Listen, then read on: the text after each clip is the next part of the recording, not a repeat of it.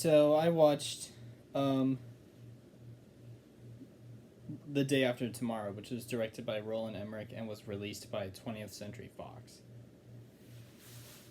And plus, interesting fact, when it comes to the companies that were producing this, this was produced by both 20th Century Fox and Lionsgate. Gosh, what do you think's more crazier? That 20th Century Fox and Lionsgate both co-produced a movie, or how Joaquin Phoenix was originally going to play Batman in the early 2000s? Comment down below, what do you think's more utterly bonkers? That's how I should put it. So, I first watched Day After Tomorrow in in middle school science class in 2017 when I was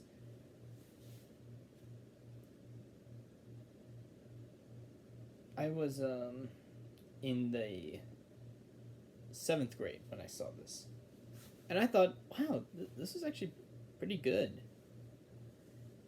And so I figured, why don't I rewatch it to see if it's good as I remember it being. And to be honest, yeah, it still is good as I remember. Let me get a couple of the little negatives out of the way. I think one of the only negatives I have, or probably the only negative I have with this movie, is that some of the stuff, such as the flying cars and a couple other little effects, haven't really aged all that well. But that's the only gripe I have. Everything else was great. I think Dennis Quaid was really cool in this one. Same thing with Jake Gyllenhaal. Also, watching this was the second exposure to. This was also my second exposure to Jake Gyllenhaal. The first time I saw him in a movie was when I also watched October Sky in the same science class I had. And they were both good, but let's focus on Day After Tomorrow. So yeah, the performances in this movie are really great. And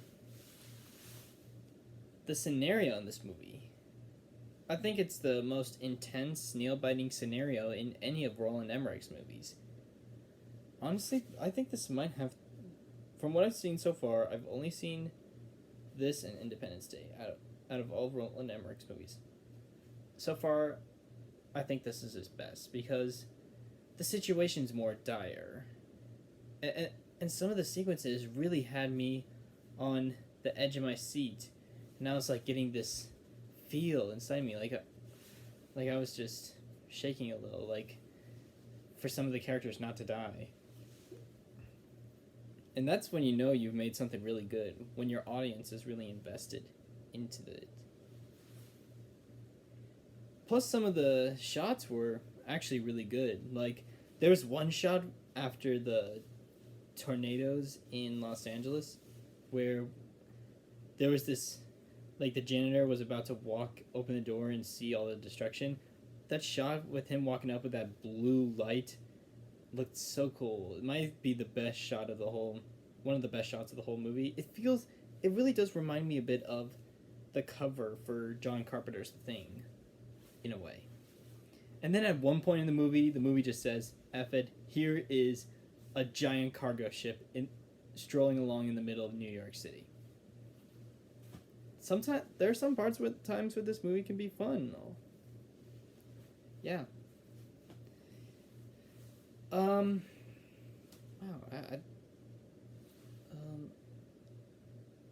I also, one last thing I want to say is that little moment with the woman and that kid in the hospital, it was also a really sweet, tender moment.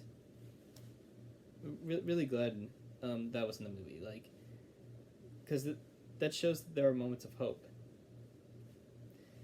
Anyways, that's all I have to say for The Day After Tomorrow.